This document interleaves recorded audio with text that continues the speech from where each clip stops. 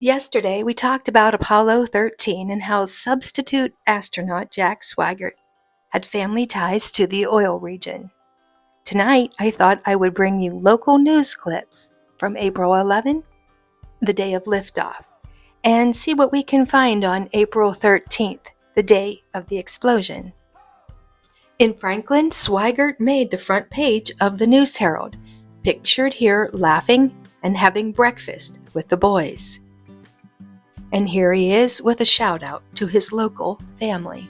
It looks like the kids in school were also in this spirit, and I think one of the boys is flying a paper airplane. Or at least I think he is. Can you see that at the top? This advertisement on page 8 for Country Fair really caught my eye. Take a look at the two women leaving the store. Does it look like they are wearing dress gloves to you? This is from the April 11, 1970 paper. I just didn't think they were still wearing gloves then. And look at the price of produce. The meat selection looks full. Over on the funny pages, the Plain Jane comic caught my eye. Looks like a couple walking in the moonlight, talking about themselves, their dreams, their plans, and his salary. I guess nothing changes.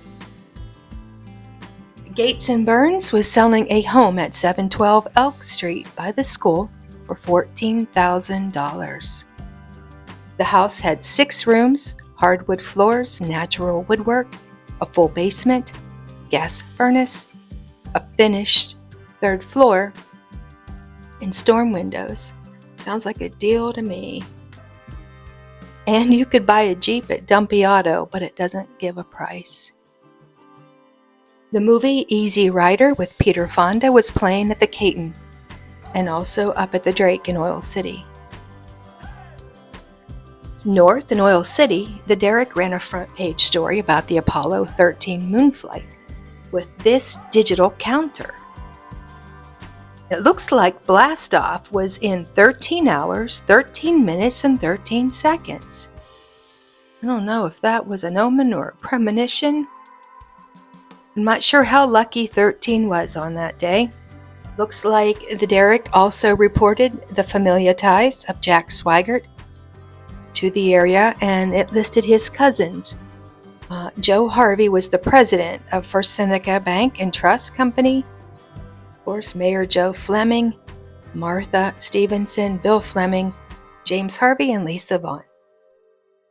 Now, the print in this newspaper was so dark, it made it very difficult for me to clip.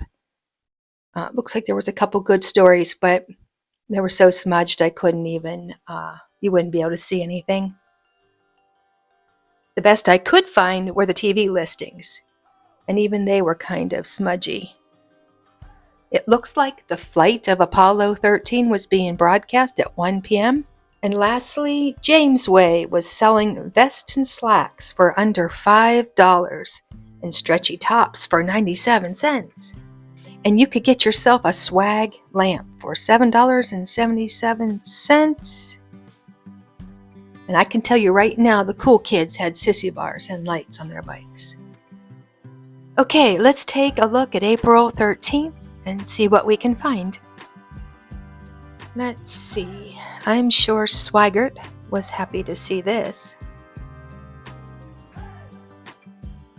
For I reported yesterday that his trip to the moon was so last minute and unexpected that he did not have time to file his income tax. He radioed back asking for an extension. Now, props to the IRS for granting it, but come on, guy. You really waited that long to file? Let's see. General Telephone was selling a Starlight phone that glowed in the dark. Looks like Earth Day was being celebrated. And the news of the spacecraft doesn't look like it had made its way to Franklin at this time. Let me check the Derrick. Nope, the Derrick reports that the astronauts were still on their way to the moon. So, what do we have here? The Allegheny commuter was running 4 nonstop flights to Pittsburgh with free parking at Chess Lamberton Airport. Well, that's been a while. They say the Derek must have known I would try to clip stories because the ink in this newspaper is off the charts. No matter what I try to pick or edit, it's just too dark for this video. Okay, here we go. On page 10, this news story about Swigert and his assignment to photograph the horizon at twilight. That's about all I can clip from this paper. Let me take a look at April 14th. I'm sure the news has to be coming in on this day. And it did. Okay, page 7. This article about Jack's parents. Obviously, they were very worried and stunned. According to his mother, his father was not doing well. The couple were alone when they first received the news of the trouble from officials at the Space Center. And this clip says that they will continue to watch. They will continue to watch it on the television throughout the night, as they were glued to their TV set.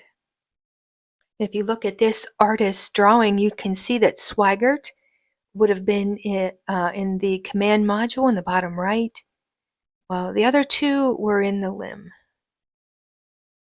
Geez, I just don't know. You know what? I think this is a good place to stop. I want to read a few things and add to my follow-up tomorrow. So if you're still here, thanks for watching. That's all.